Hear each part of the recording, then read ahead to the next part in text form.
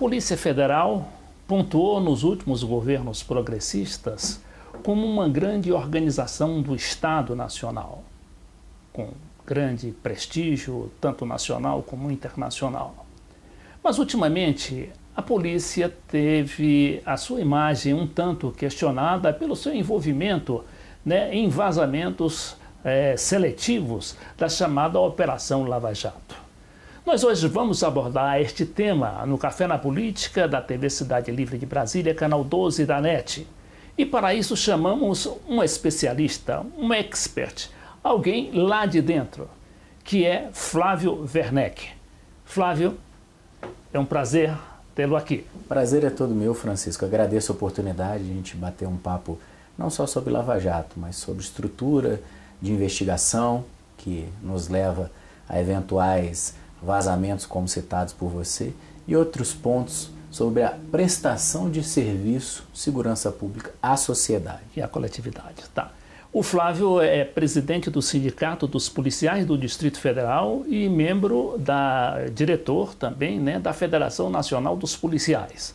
Ora, nem é preciso explicar que aqui no Distrito Federal é justamente a sede da Polícia Federal, é também da Academia Nacional de Polícia e toda a estrutura que a liga ao Ministério da Justiça e a outras forças de segurança. Então, Flávio, o Flávio também é professor, né? É um homem com uma passagem aí quase, não diria brilhante, porque ainda é muito jovem, né? Obrigado, mas em vários setores também de ensino, de polícia, de setores de internet, de portos e uma série de coisas. Então, Flávio, a grande dúvida, né, que paira na mente de todos nós aí é por que esses, digamos, vazamentos seletivos. Ou seja, você escolhe, você vai vazar, primeiro que é ilegal, né? Um vazamento sempre é ilegal. Segundo, porque você só escolhe o inimigo, ou então o inimigo, né, que está naquele momento a quem você quer dirigir suas baterias, e não uma forma de proteger a sociedade, primeiro cumprindo a lei. E segundo, se for vazar, que seja um vazamento, seja pelo menos legal, né? Ou pelo menos com a autorização judicial, e mais ainda, que isso seja imparcial, atenda os dois lados, e não o lado mais poderoso daquele momento. Bom, Francisco, é um tema muito, vamos dizer assim, delicado, mas o que a gente pode falar é o seguinte, você pontuou muito bem, vazamentos dentro da investigação são ilegais, ponto. O inquérito policial, a investigação como é feita no Brasil, deveria ser sigilosa. Eu falo deveria porque a gente vê várias investigações com a apresentação de trechos, dando publicidade a trechos que não deveriam estar públicos, né? Então a gente vê muito isso. Esses vazamentos ditos seletivos, esses supostos vazamentos seletivos, a priori são crimes. E nós, do Sindicato e Federação, sempre primamos e temos ofício, inclusive, acerca disso, pedindo a investigação dos vazamentos, dos supostos vazamentos. Infelizmente, hoje a gente tem um corporativismo na má acepção da palavra, porque existe o bom corporativismo e o mau corporativismo. A gente vê o corporativismo na má acepção da palavra que não deixa evoluir também essas investigações sobre esses vazamentos seletivos. O segundo ponto é a metodologia investigativa nossa do Brasil. Nós estamos parados lá no descobrimento do Brasil, na fuga de Dom João VI da invasão da Península Ibérica. Então o que a gente precisa é modernizar a legislação que regula todas as investigações. Na verdade a gente tem tanta estrutura nossa de segurança pública, quanto a nossa metodologia investigativa ela é arcaica. Então nós precisamos modernizar.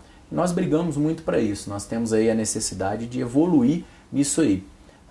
Essa situação, por exemplo, de operações ao longo do tempo, Francisco, é muito complicada. Teve muitas operações espetaculosas, né, que deixou até mal, né? Algumas deram certo, outras, né, foram engavetadas, outras sumiram completamente no horizonte. Nós podemos citar duas aqui que ocorreu o que você citou, Francisco, a Boi Barrica e a Satyagraha. Ambas foram anuladas pelo judiciário após uma espetacular, prisão, prisões cautelares, buscas e apreensões, muita mídia, elas acabaram sendo anuladas em tribunais superiores. Então, isso deriva desses dois problemas, da estrutura equivocada e da metodologia de investigação arcaica. O que a gente prega e o que a gente quer é um FBI brasileiro. E para a gente buscar um FBI brasileiro, a gente tem que ir lá nos Estados Unidos, ou em Portugal, ou no nosso vizinho Chile, os locais onde existe eficiência na segurança pública, mas, Flávio, e trazer a metodologia para cá. Você me desculpe, mas o FBI americano ele é muito questionado também justamente por causa dessas ações espetaculosas nas quais a própria Polícia Federal se baseou para, né, mandar o pau nos inimigos aí do regime poderoso, do regime fático, digamos assim, que tem o real poder, não do governo, né? É da mídia, dos grandes empresários e dos bancos. Na verdade o FBI se utiliza muito da mídia para fazer as operações também, porque é uma metodologia e uma prestação de contas à sociedade, no caso a sociedade norte-americana. Mas existe um diferencial muito grande nisso aí, Francisco. O lapso temporal. O FBI ele faz toda a investigação em sigilo e ao fim da investigação ele vai e operacionaliza e cumpre os mandados de busca, mandados de prisão, já pega isso tudo e já leva direto ao judiciário. O nosso não. Nós temos ele protelado durante o tempo. Exemplo maior é a Lava Jato. A Lava Jato ela tem não sei quantas fases já perdura por mais de 2 anos, fora a fase anterior, que era a fase investigativa propriamente dita, e nós não temos uma solução. E isso acaba engessando uma Petrobras, por exemplo. A Petrobras ela acabou ficando engessada pelo lapso temporal e está ainda um pouco engessada pelo lapso temporal da Lava Jato. O que você vê de diferente nisso aí é a metodologia investigativa. Ou seja, lá de uma vez só eles mantêm sigilo e de uma vez só eles operacionalizam. Aqui não, aqui você tem uma operação durante grande lapso temporal, por fases, o que acaba por trazer também um prejuízo financeiro. A gente precisa mudar isso. Porque além do prejuízo financeiro, né, porque isso custa muito dinheiro, tem o assassinato de reputações. Né? Exatamente. Nós temos o assassinato de reputações e de forma precária, porque sequer uma condenação em juízo você tem ainda. Volto de novo, metodologia aplicada. Nos Estados Unidos, Europa e Chile, eu sempre cito o Chile porque ele está com uma eficiência acima de 90% na persecução criminal. Né? Na elucidação de crimes, nós estamos em 8%, a nossa melhor taxa, que é a taxa de elucidação e punição de homicidas. Então, de 90 para 8 há uma diferença muito grande. Então, eu sempre cito o Chile também. Mas, de qualquer forma, essa metodologia é que nos traz todo esse problema. Porque, ao invés de nós termos diretamente uma ligação com o judiciário, essa investigação já tem ampla defesa, contraditório, já ser analisado todo arcabouço probatório em juízo, não, você tem uma figura que chama inquérito policial, que é preliminar e que depois pode ser tudo alterado em juízo. Como vem acontecendo? Nós citamos 2 aqui de muitas, né? Boi Barriga e Satyagraha. Pois é, outra coisa também, Flávio, que está sendo muito repercutindo negativamente em termos de imagem da polícia e de eficiência, sobretudo no seu serviço que ela tem que prestar à sociedade, ou seja, à coletividade, digo, de uma maneira geral, e não só apenas aos mais poderosos do momento, né? Mas àqueles, né, que realmente estão desprotegidos. De repente você vê o seu nome no jornal, você não tem como se defender, porque não há mais lei de imprensa, né, para você se defender. Você tem que usar o Código Penal para processar e exigir o direito de resposta, que também já não existe na prática. Então, a Polícia Federal também está sendo acusada de ser um poder dentro do poder, né? De ter sido tão, assim, se tornado poderosa, né? Que já tem a sua própria alçada fora do poder legislativo, fora do poder institucional, que seria o executivo, a qual ela pertence. Eu não coaduno muito com essa ideia, tendo em vista que a gente vê, nós como sindicato e federação, a gente vê justamente o inverso, a gente vê um controle por parte do Ministério da Justiça, ou uma tentativa de controle por parte do Ministério da Justiça dessa situação. Só que independente disso aí, o que nós exigimos, ou o que nós buscamos, enquanto policiais federais, é uma independência investigativa. Ou seja, não é independência administrativa, não é independência financeira, nada disso. Nós vemos as demais democracias mais evoluídas do mundo, que em todas elas a polícia é subordinada ao executivo. Ou seja, por que disso? Porque a segurança pública é projeto de governo. Às vezes um governo, eu vou dar um exemplo bem bobo, às vezes um governo ele quer privilegiar a polícia de fronteira e o outro quer privilegiar os crimes cometidos, os crimes tributários cometidos. Então é uma questão de política de governo. Segurança pública é política de governo e quem vota no presidente da República vota também avaliando, ou deveria votar avaliando a segurança pública que ele se propõe a colocar ali, em prática. Então, assim, nessa situação específica de proximidade ou não do judiciário, do Ministério Público, eu não vejo dessa forma. Inclusive, porque os policiais federais vêm há 8, 9 anos, e aí eu vou falar um termo muito pesado para os policiais federais e muito caro para o policial federal. A gente cita os verdadeiros policiais federais, Francisco. Os verdadeiros policiais federais, eles querem sim uma independência investigativa, não buscam administrativa nem financeira, porque eles entendem que na democracia a polícia tem que estar sob o jugo do executivo porque existe política de governo. Agora, o que a gente vê é um uso indevido das informações, das investigações. E isso a gente tem claro. E a gente tem que acabar com isso. Isso é crime, as pessoas que estão lá dentro têm que ser punidas e não vêm sendo punidas. E aí eu vou citar um dado para reflexão. Existem, dentro do Ministério da Justiça, um número maior do que 30 de delegados de polícia cedidos ao Ministério da Justiça para trabalhos outros que não trabalhos efetuados pela Polícia Federal. Isso é só para reflexão, para o pessoal pensar um pouquinho e fazer todas as ligações que entender necessárias. Flávio Werneck é nosso entrevistado desta semana do cafenapolitica.com.br. Nós vamos fazer um pequeno intervalo e voltaremos daqui a pouco. Quem tem medo de Hugo Chávez? Uma abordagem sobre a nova América Latina. Suas taxas de crescimento com inclusão social que dão inveja à Europa. Mais do que um livro, esta é uma análise do blogueiro FC Leite Filho. Das políticas de Chávez, Lula, Dilma, Cristina Kirchner, Evo Morales, Rafael Correa e Daniel Ortega, que nos arrancaram das políticas de arroxo e nos mantêm longe da crise que afunda os europeus e até mesmo os Estados Unidos. Quem tem medo de Hugo Chávez? Leitura obrigatória.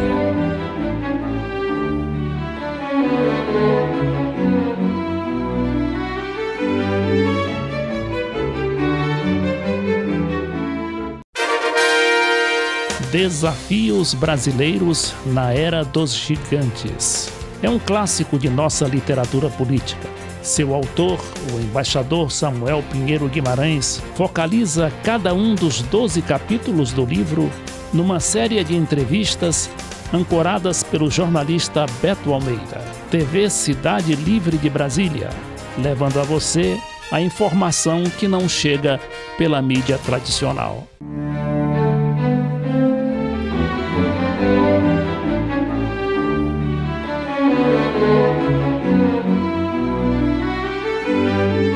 O cafenapolitica.com.br e a TV Cidade Livre de Brasília, canal 12 da NET, voltam com a entrevista com o presidente do Sindicato dos Policiais Federais do Distrito Federal e membro do diretor da Federação dos Policiais Federais Nacionais. Flávio Werneck Mengele, mas só Flávio Werneck aqui para os íntimos, digamos assim. Então, o Flávio, nós estávamos examinando e você tinha levantado uma questão aí que, a meu ver, foi muito importante, que é essa do uso indevido, né, das informações coletadas pela Polícia Federal. Isso é, a meu ver, muito grave, né, porque isso é uma ilegalidade assim, flagrante, né, e logo cometida pela Polícia Federal, né. Eu lhe pergunto como é que vocês lá dentro da corporação estão vendo esse problema. Na verdade, fazer só uma correção, Francisco, operacionalizada por uma pequena parte dentro da Polícia Federal. A maioria dos policiais federais... Sim, mas essas operações, elas repercutem, né, na mídia, são manchete de jornais, de televisão, de internet, de redes sociais e tudo, né? Quer dizer, é uma minoria, digamos assim, que está comprometendo a corporação. Perfeito. Eu coaduno com essa ideia. É uma minoria que está maculando o nome da Polícia Federal, que vem sendo um nome de reconhecimento por parte de toda a população brasileira. O que a gente vê nesse uso indevido, por pequena parcela, é que eles pegam algumas informações, tendo em vista a sua permeabilidade dentro do órgão, pegam essas pequenas informações e acabam se utilizando dessas pequenas informações para manutenção de benefícios que hoje existem dentro da estrutura. Como eu disse, a nossa estrutura é uma estrutura arcaica, tanto estrutura das polícias quanto estrutura investigativa. E a gente tem aí vários sociólogos, posso citar vários aqui, que pregam a mudança.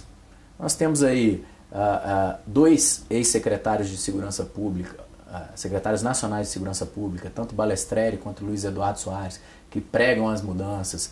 Nós temos aí estudiosos como Guiringueli, do Rio Grande do Sul.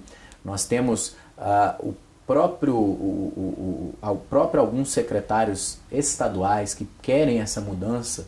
São Paulo e Rio são exemplos de secretários que querem mudanças na estrutura de segurança pública e a gente não consegue evoluir. Não consegue evoluir por quê? Porque a gente vê uma dificuldade muito grande de interlocução do Ministério da Justiça. O Ministério da Justiça não consegue propor mudanças. Você vê que esse pacto, esse novo pacto pela redução dos homicídios, ele não traz nada de novo.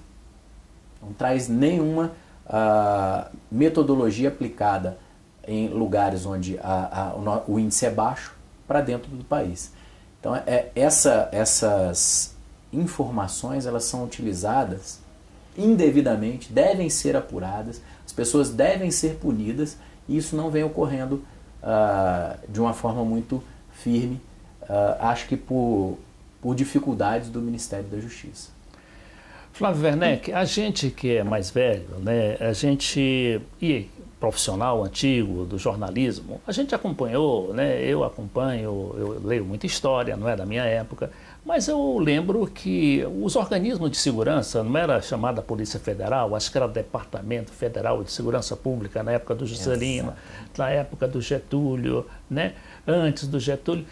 E isso, eles eram muito utilizados pelas esses poderes que eu chamo de fáticos, né, que realmente são poderes, né, que os poderes que mandam, né, que a mídia, porque controla a opinião pública, os bancos controlam as finanças e as multinacionais que dominam praticamente os negócios brasileiros. Então são eles que estão dando as cartas. Então eles não gostam desse governo, ou dos governos passados contra os quais também se mobilizaram e até derrubaram. Foi o caso do Getúlio, né, que foi obrigado a suicidar, né, para adiar o golpe. Foi o caso do João Goulart. E agora estão em cima da Dilma e do Lula, né, com um objetivo bem claro de derrubar ou a presidenta muda a sua política externa, muda a sua política social, ou então aguente firme aí toda essa bateria contrária, né, que é manchete de jornal todo dia, né, de televisão também, e toda essa instabilidade política que produz. Você, como um jovem policial, né, um jovem profissional, né, desse ramo, como é que você vê isso? Bom, agradeço pelo jovem, Francisco. Eu já tenho algum tempo de casa, vou fazer 12 anos de casa agora. O que a gente vê? Fazendo uma análise macropolítica, se fez uma análise de macropolítica aqui agora e apresentou uma situação que a gente vê muito. É a diferença entre polícias de governo e polícias de Estado. Ou polícias que trabalham em benefício de alguém e polícias que trabalham em benefício da sociedade. A segurança pública ela deveria ser uma prestação de serviço à sociedade como um todo. Mas a gente sabe muito bem que não é. E a gente sabe muito bem que não é por conta dessas estruturas arcaicas que eu já falei várias vezes. Então nós temos uma polícia, ou polícias, entre aspas, de governo, para governantes. Não necessariamente os governantes que estão como presidentes, governadores, etc. Governantes podem ser os governantes de fato do país. O que a gente vê claramente dentro dessas investigações, ou dentro de toda essa macropolítica que você citou, é que existe o uso, sim, político da Polícia Federal. E esse uso político da Polícia Federal é que nós brigamos para que seja cada vez menor. A gente sabe da dificuldade de zerar, de não ter uso político nenhum de uma operação, até porque uma operação policial ela acaba indo para as manchetes de jornais, não tem como, principalmente no que diz respeito à Polícia Federal, que investiga crimes de colarinho branco, crimes de corrupção, então eles vão chegar aos jornais. Mas o que a gente questiona são esses vazamentos seletivos. E esses vazamentos seletivos incomodam demais toda a corporação. Uma atitude de uma pequena parcela, não sei a mando de quem, que a gente quer que acabe. Vide os grampos, né, os grampos que foram achados tanto na cela do Youssef, do doleiro, quanto depois nos corredores Vídeos grampo, né? São vídeos não, feitos pelo telefone? Como é que é? Não, vide os grampos. Ah, tá, vide os grampos. Eu pensei que já fosse. São dois grampos que acharam que são grampos ilegais dentro da Superintendência do Paraná. Um na cela do doleiro, do Youssef, e o outro nos corredores. Era um microfone que estava... Era microfone só com microfone ou com vídeo também, com câmera? Só áudio. Então, Flávio, e como é que, só para que o telespectador e também o internauta, né, ele tenha uma noção de como é que isso funciona, e como é que começa realmente esse tipo de operação? A polícia recebe uma denúncia e depois é acionada, como é que é? Na verdade, existem dois tempos de investigação. Existe a investigação que a gente chama de investigação preventiva, que é aquela que é feita diuturnamente, e que é até mais barata e que deveria ser mais valorizada no país. Que é muito melhor você derrubar qualquer ilícito no nascedouro do que depois dele acontecido você correr atrás. Então esse primeiro é preventivo. E a segunda parte... Bom, a preventiva, como o nome está dizendo, é menos espetaculoso, né? Menos espetaculosa e mais barata para o governo. Uhum. E existe a polícia pós-crime cometido, que no Brasil foi apelidada de polícia judiciária, né? Que na verdade não é. O apelido não traduz o que seria uma polícia pós-crime cometido. Mas não vamos entrar nesse tecnicismo e vamos explicar. Seria depois do cometimento do crime correr atrás, que é o caso, por exemplo, de todas essas operações. Lava Jato, Satiagraha, Boi Barrica, Mensalão, todos esses são de polícia, entre aspas, judiciária, com o erro de denominação, mas seria polícia judiciária, são investigações pós-crime cometido. Tá? O que nós temos nesse pós-crime cometido, que é de polícia judiciária, né, é que você tem uma dificuldade muito maior de você buscar quem cometeu o crime. É muito mais fácil você, como eu falei, fazer a preventiva. E dentro desse bojo todo, como começa a operação de polícia judiciária, que é o que eu acho que interessa? Muito provavelmente uma denúncia, pode ser uma denúncia anônima, ou mesmo uma investigação de outros órgãos de controle, agências reguladoras, CPI também, não? CPI, agências reguladoras, a Receita Federal, manda um documento falando, olha, existe uma irregularidade nesse ponto aqui. A investigação começa. No caso da Lava Jato, o nome se deu tendo em vista que a investigação começou dentro de um posto de gasolina que tinha um lava-jato, que tinha também uma empresa de câmbio. Então, por isso lava-jato, porque começou num posto de gasolina que tinha uma empresa de câmbio de moeda, e essa empresa de câmbio de moeda chegou uma informação de que haveria ilícitos sendo cometidos lá. Então, ela começou pequenininha e virou essa investigação que nós temos aí desse tamanho. E que parece não parar nunca, não é? É uma investigação que ela está se protelando durante muito tempo, um lapso temporal muito grande, o que é ruim. Nós gostaríamos que a investigação ela fosse toda sigilosa e ao final você fizesse todo o serviço que tem que ser feito para que não houvesse nenhuma mácula a qualquer nome que seja, que não tivesse realmente todo o arcabouço probatório colocado ali dentro da investigação. Felizmente a nossa metodologia, volta a pisar, nossa metodologia está equivocada. Nós precisamos mudar a nossa metodologia investigativa. Bom, agora como mudar isso? Só através da legislação, né? Nós temos o Código de Processo Penal, ele é, se não me engano, de 1943. Nós precisamos atualizá-lo e modernizá-lo. principalmente no que diz respeito à figura do inquérito policial. O nome pode permanecer o mesmo, aquilo que eu falo. O nome não me interessa, o que me interessa é a metodologia. Nós temos hoje um sistema que é todo feito em colheita de provas e depois tem que ser todo repetido. Se você lembrar aí de filmes que a gente vê de policiais, você sempre lembra que o policial ele busca uma investigação técnica, ele colhe relatórios de testemunhas e entrega direto ao judiciário. No Brasil não acontece assim. Ou ao Ministério Público, né? No Brasil não acontece assim. No Brasil você prima todas as provas, a maioria das provas, ou pela confissão ou por testemunhas. Você precisa de toda uma burocracia, toda uma formalidade dentro de um procedimento. E depois ele pode ser todo refeito no judiciário. Ou seja, aquelas colheitas de testemunha tem que ser toda refeita lá. E se, por exemplo, eu, Flávio, falei que você estava com uma camisa vermelha xadrez na polícia, eu posso chegar daí a 3, 4 anos no judiciário e falar, não, estava com a camisa azul. E o que vale é o meu depoimento da camisa azul lá no judiciário. Então a gente precisa mudar isso aí, a gente precisa buscar a metodologia mais eficiente e menos agressiva para a população. Tá, Flávio Werneck é o nosso entrevistado de hoje do cafenapolitica.com.br. Nós estamos quase terminando, né?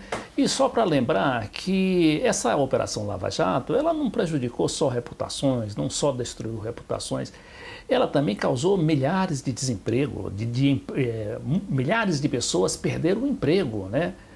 Porque elas, ao serem denunciadas, essas construtoras todos nós sabemos que elas tinham culpa no cartório, está aí evidenciado, mas isso teve uma ação paralela que hoje se calcula em quase 200 mil as pessoas desempregadas, né, por causa disso. Quer dizer, são milhares de famílias que ficaram aí ao relento por causa de uma briga política.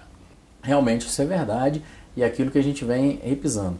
A investigação, a atuação dos investigadores é de 1000 elogios. Mas, infelizmente, a nossa metodologia não permite que essa investigação ela fosse pontual.